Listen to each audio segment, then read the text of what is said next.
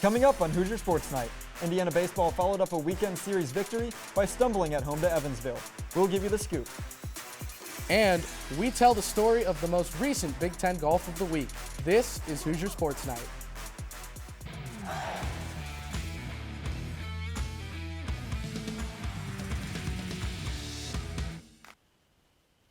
Hello and welcome to Hoosier Sports Night. I'm Josh Bodie. And I'm Gabe Pontonis. Gabe, it's Little 500 week. Who do you have winning the women's race? I got DG. What about you with the men's? I got Cutters, and with that, we'll cut to baseball.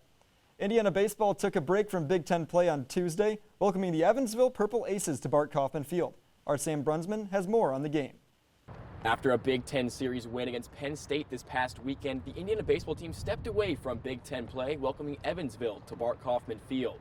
The Hoosiers will drop the midweek duel 5-4 to the Purple Aces.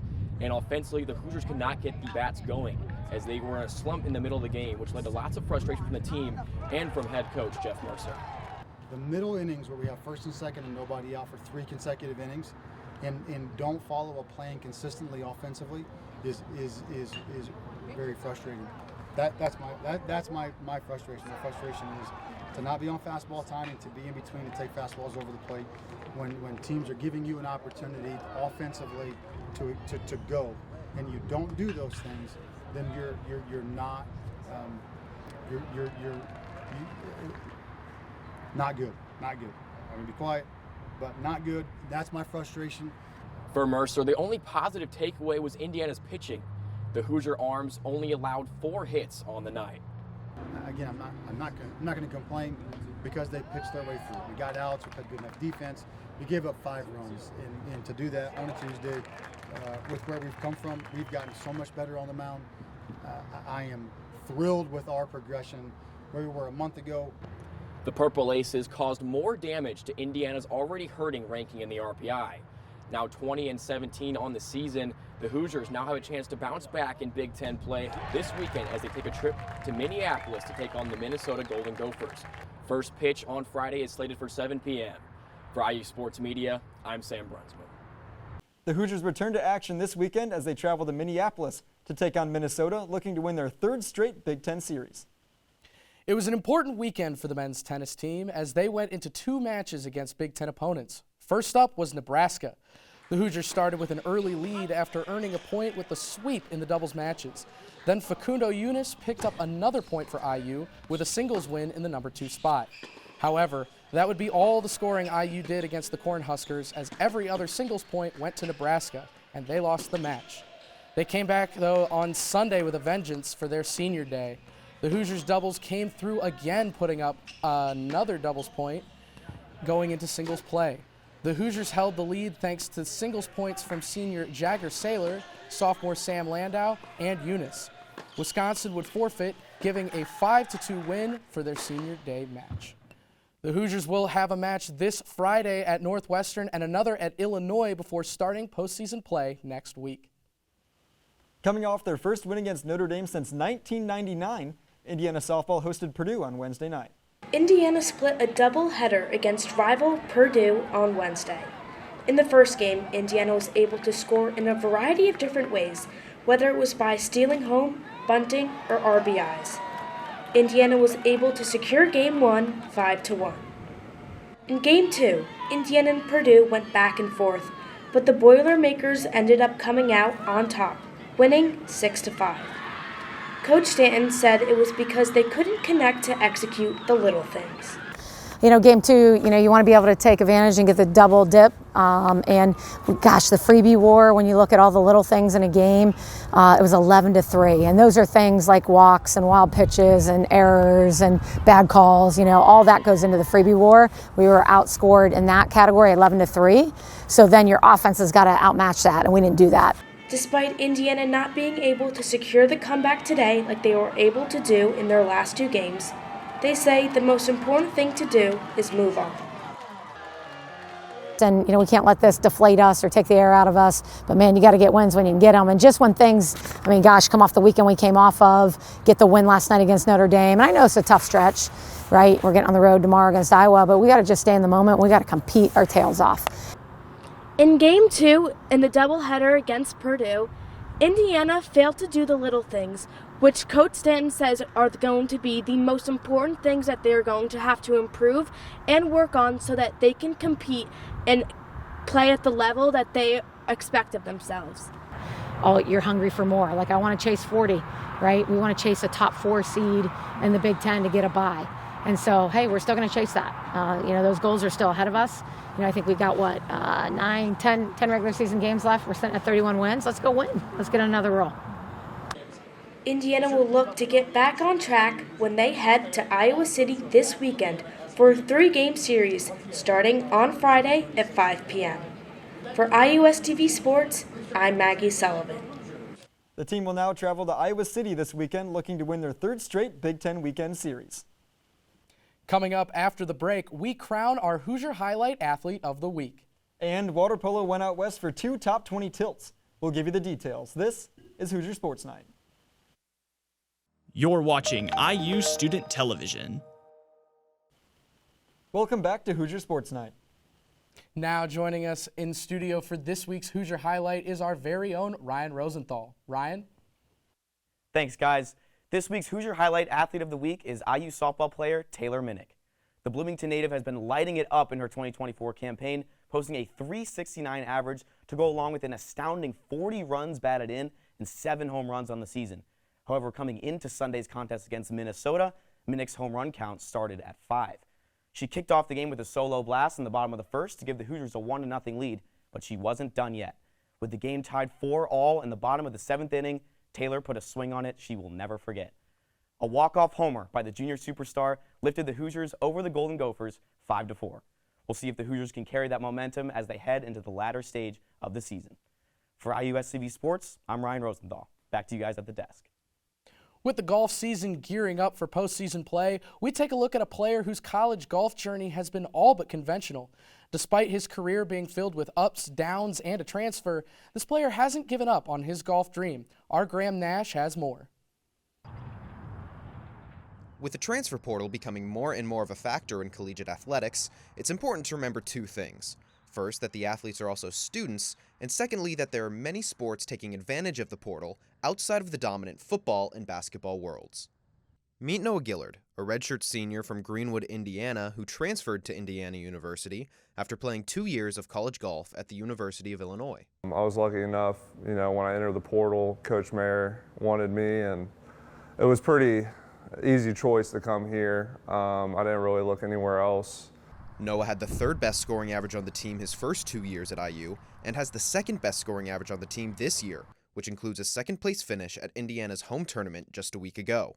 Indiana golf has helped his game grow tremendously, and Noah gives the credit to his coaches and his opportunities. Definitely getting rounds under my belt has helped me, and Coach Mayer has helped me along the way as well, and Coach Schmutz too. They really help us prepare, and then especially in the practice round and during the round too, they help us out there. So they've done a great job at, getting us prepared for that. But let's not forget that these great athletes are also students, and managing a heavy golf load with a transfer is no easy task. Luckily for Noah, the Indiana golf community was there to pick him up and make him feel more at home through a transfer. It wasn't easy when I transferred. I actually lost a lot of credits, and then I was actually really behind on school. So last year was my first year I didn't have to take summer school. I was, welcomed with open arms, so I couldn't have been more grateful for, my first year and the teammates. The big question now for Noah is, what comes next? After a fantastic career in the Big Ten, what's the goal and what keeps him striving for more? Just my teammates, man. My family, the people that believe in me. I kind of want to make the people that believe in me proud. I'm going to go pro in June, hopefully start out in California and qualify for the PGA Americas. Not every athlete takes a straight path to achieving their goals. But Noah is a fantastic example of how stepping outside of your comfort zone and betting on yourself can lead to unbelievably great results. Noah's biggest piece of advice for young players who are considering transferring like he did is to stay patient. Golf careers are long and difficult, and if Noah's story tells us anything, it's that good things come to those who wait. The women's water polo team traveled to Northern California this weekend to take on San Jose State and Stanford. The Hoosiers took an early lead against the Spartans and maintained the lead throughout. One of the keys to the win was the 3rd quarter, where they scored 3 goals without allowing the Spartans to make any. The Hoosiers won the game 10-5. Against Stanford, however, they could not compete against their dominating defense. Nicole Tyner, Sophia Soli, Skylar Kidd, and Callie White all put away goals, but they could not come out on top, falling to number 3 Stanford 13-4. They will wrap up the regular season games this Saturday in Ann Arbor against Michigan. The Indiana women's tennis team faced off in 2 matches this past week, one on Friday against Illinois and another on Sunday against Northwestern. On Friday, Illinois would go on to win the first 3 singles sets, cementing the 4-0 loss for the Hoosiers after dropping the doubles point, dropping them to 0-9 in the conference. Sunday brought more of the same. After Northwestern took the doubles point, the Wildcats would win the number 1 and number 3 singles in straight sets. Freshman Elizabeth Dunak would force a tiebreaker in the number 2 singles, but ultimately fell in the final set 7-5. The Hoosiers now sit at 0-10 in the conference. The Hoosiers will face off in their final home match of the season against Purdue this Friday. Last weekend, the women's golf team traveled the state over to Columbus, Ohio to participate in the Buckeye Invitational. They played at Ohio State's Scarlet course, where they placed 4th in their last regular season tournament of the year. Key rounds of the week came from Caroline Smith, carding a 73 in her first round. Smith played terrific, shooting 69 in her second round and 73 in her third. The Hoosiers had 3 players in the top 25. This weekend, they will travel to Baltimore, Maryland to face off against the rest of the Big Ten for the Big Ten tournament. Now joining us with this week's Candy Stripe calendar report is Gwen Parks. Gwen? Thanks, guys. Hoosier fans have a packed weekend ahead. Starting off on Thursday, the track and field teams kick off their weekend, first at the Wake Forest Invitational in North Carolina and the Jim Green Invitational in Lexington, Kentucky. Also on Thursday, football returns to Memorial Stadium for the annual spring game, marking Coach Cignetti's debut. Moving to Friday, men's golf will be at the Robert Kepler Invitational at Ohio State, while women's golf competes in the Big Ten Championship in Havre de Grace, Maryland. Women's tennis will face state rivals Purdue right here in Bloomington, with the men's tennis team traveling to Northwestern. Softball kicks off Game 1 of the 3-game series in Iowa, while baseball starts theirs in Minnesota. And don't forget, Little 500 weekend begins this weekend, off right here in Bloomington with the women's race at 4 p.m. on Friday and the men's race at 2 p.m. on Saturday. That's all for this week's Candy Stripe calendar. For the last time, back to you guys at the desk. And that's our show for the week. Thank you so much for tuning in. Don't forget to follow us on Instagram and X at IUSTV Sports. But before we go, we have a couple thank yous for our graduating leaders, Executive Director Emma Watson and Co-Sports Director Josh Bodie. Guys, thank you so much. I'm a graduating senior, you're a graduating senior. It's crazy. It's been a wild ride in the 6 semesters I've been here. You guys have let me do everything, given me so many opportunities. Say hi to Emma back there. It's been a wild ride, and I wouldn't trade it for the world. It's been absolutely magical 100% of the way. Reporting, being here at the desk, writing, it's been an absolute blast. And with that, we got some videos for you. I've never met Emma Watson. Like, you can't miss her. Like, she's this short little redhead with a burst of energy. Like, she's so spunky and so fun. Like, when you see her, you'll be like, oh, that's Emma Watson. Like, you won't forget her. And it's Emma's personality, if anything, that makes me excited to get into the office every day in college and to be around her. And it's what she brings on a technical standpoint that I loved, but more importantly, the person that she is. She was born for leadership. That's why I think she's a very fantastic leader, where people want to work for her. She pushes people because she knows she can, and she's able to draw great things out of people. The first time I ever heard from Emma was she DM'd me on Twitter this summer coming into my freshman year. And it was just like, apply for Big Ten. And I was like, you are the love of my life. I'm gonna meet you and it's gonna be great. She always just had like the let's go chop chop like kind of vibe to her. And news tapings can get like very chaotic. So, you know, the fact that she was there to like keep us in line was really good. I would miss her when she wasn't there. Some of my favorite memories, obviously, we went to Ohio State and it was like 26 degrees outside, and a lot of fun, and Emma ended up making a blooper reel of me trying to film stand-ups, and that is a core memory to this day for me. When I accidentally walked in on a sports media meeting and introduced myself to Galen, and he told me to go introduce myself to the short ginger because I would need to know who she was. And so I just went up and introduced myself, and she said, "I'm Emma Watson, not the actor." She already knew how to tune me out. She was literally watching a U.S. women's national team game as we were talking for the first time. And that's why our friendship has lasted, because she knows how to tune me out. There wouldn't be IUSTV sports at the level it was if it wasn't for Emma Watson. Yeah, you don't see her face on a lot of the shows and as a talent and personality, but that doesn't matter in the grand scheme of things because somebody's got to be behind the scenes doing it, and that's Emma. She basically made me go cover men's soccer, and then they went to the College Cup, and I got to go cover that. And she was not there, but it was a great experience. And if she hadn't bullied me into doing it, then I wouldn't have been able to go cover that team. She's just such a welcoming person, and that's why she brought IUSTV to what it is today, because she's so opening, and it's very warming to freshmen or people that were just getting into sports media like I was. There would be no IUSTV without Emma Watson. The work that she put in to make IUSTV and to bring it from where it was when she first got to campus to where it is now is incredible, and it's a reflection of the hard work that she's put in. Not that I don't know how IUSTV would function without it, because there are great people, but it is proof of what IUSTV can do. You take somebody who's got all the skills, all the capacities, but just needs to be built up. They helped build her up, and she helped build IUSTV up. And I can't wait to see what she does next. She definitely cares about not only IUSTV, doesn't not only care about media in general, but she also cares about the people that work in media. She wanted to take on more responsibility, and there was no one better to choose. I mean, she could do it. She wanted to do it. It was easy. And Emma, I'm just so proud of you and all that you've done and all that you're going to accomplish.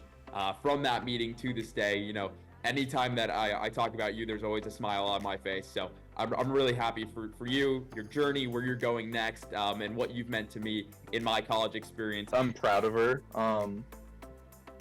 and she's been doing great, and I'm so proud of the way that IUSTV is carried on after I was gone. Girl, you're already starting out so like far ahead of everyone else that like it's only gonna go up from here. I think Josh is just like the epitome of a Swiss Army knife. Like there's just nothing that kid can't do, which really separates him from the pack. And not only that, but just the humility behind the guy. Just he doesn't act like he's doing everything, but he always is. Josh means almost everything to IUSTV. Everyone looks up to him. He knows how to do everything on Premiere and edit the AVC intro class 60i, whatever it is. Another great memory is when Josh texted me after I'd graduated and told me that I had a technique whenever I covered IU football and I shot the football games, that I don't breathe while shooting it without a tripod so that the camera doesn't move too much. And he texted me and he was like, I took your don't breathing technique to heart when I covered Notre Dame football over the summer. So that was a really cool moment for me. I was glad that, you know, not having oxygen helped Josh. And it's incredible how like knowledgeable he is on the subject, like across the board. And again, you know, back to that like photographic memory, like, I just think it's like truly incredible that he's just doing this because he loves sports so much. It isn't to be on air. It isn't like he doesn't care if he's in front of the camera, behind the camera, as long as he's involved with sports. That's all that matters for him. I remember our conversation after getting some Thai food, asking you to become the next sports director. I think I was more nervous than you were, honestly, and it's just been awesome to see, you know, your growth and development over the, you know, course of your time at IU. He's just so grounded in what he does, and he's so good at what he does that it keeps everybody not only in line, but it makes everybody want to do their best too, because he's always working so hard. My message to Josh really is to trust in yourself and really don't change the core parts of yourself. You're going to learn a lot in the next couple of years about your job and your life and the friends and the family that you surround yourself with. And, you know, you've always kept a steady ship and you've always kept a steady hand. And so don't make that waver at all. If there was one thing I could tell J-Bo to not change, it would be don't forget your roots and keep watching that mid-major basketball. Be true to yourself. Keep pumping your fist to courtesy of the red, white, and blue. Don't let anyone tell you that you shouldn't do that. Or more importantly, just be true to yourself. But I guess that's my one example of being true. He needs to stick through it because I know that so many doors are going to open because of the opportunities he's going to get when he goes to Indy. Good luck. I'm sure you'll be great. Since you're good at everything, you'll probably be really successful in this position too. I could not have done this year without you. You've taught me so much, and I just so appreciate everything that we got to do together and all the things that I got to learn from you. So I'm gonna miss you. Please come back and kick ass. You're gonna do awesome. I'm already proud. You're making IUSTV proud.